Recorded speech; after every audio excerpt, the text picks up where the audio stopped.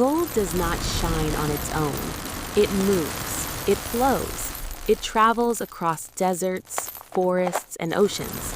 And during the Chalukya age, the Deccan was alive with movement.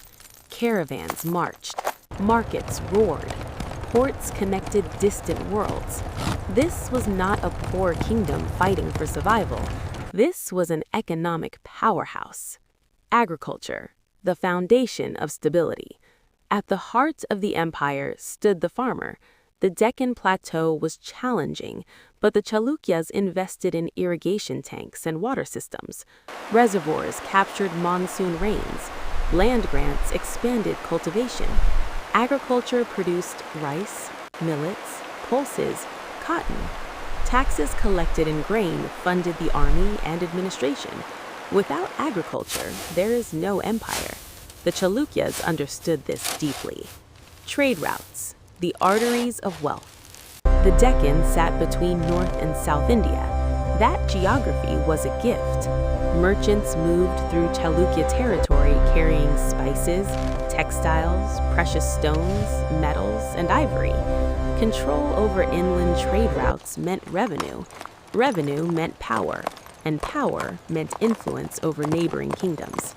Maritime connections, beyond the horizon. South India had long maritime traditions. Through western ports, trade connected with Arab regions, Persian Gulf, and Southeast Asia. Goods flowed outward. Gold flowed inward. The Chalukya realm was not isolated. It was connected to global trade networks of its time. This brought not only wealth, but cultural exchange. Temple economy, sacred finance. Temples were economic hubs. They owned land, they collected donations, they employed workers, priests, dancers, artisans, administrators. Temple wealth supported construction and education. Religion and economy were intertwined. Sacred institutions strengthened financial systems. Guilds, organized commerce. Merchant guilds operated with structure and discipline. They negotiated trade, protected caravans, managed credit systems. These guilds created economic resilience. Even during political instability, trade often continued. This economic flexibility kept the empire functioning. Coinage and revenue. Metal currency circulated in trade. Land revenue remained primary income. Feudatories paid tribute. War victories sometimes brought spoils. But sustainable wealth came from taxation systems, not looting. That distinction separates temporary raiders from stable empires. Why wealth mattered. Economic power allowed the Chalukyas to build temples, fund wars, support literature, maintain administration. Culture is expensive. Architecture is expensive.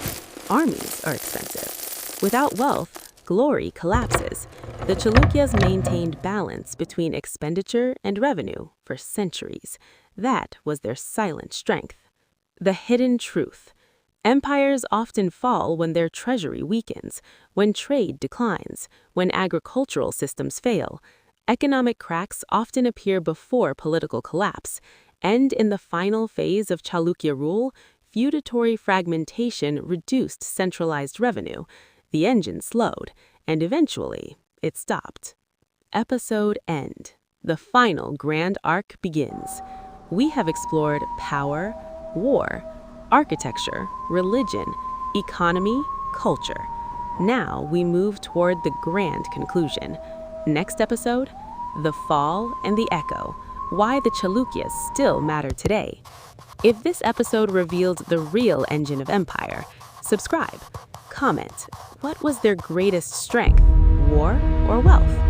Share this powerful history, because behind every throne, there is a treasury. See you in the next episode.